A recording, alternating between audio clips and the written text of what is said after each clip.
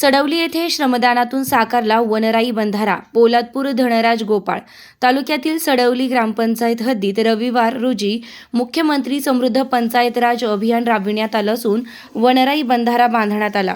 सुमारे 400 सिमेंट पिशव्यांचा वापर करून वनराई बंधारा साकारण्यात आला आहे. यामुळे पाणी अडवा पाणी जिरवा हे उद्दिष्ट साध्य होणार असून ग्रामपंचायत हद्दीत पाणी स्रोत बळकटीकरणास मदत होणार आहे.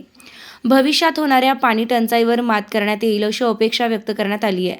गावातील सर्व ग्रामस्थांनी एकत्र येत साफसफाई करण्यात आली.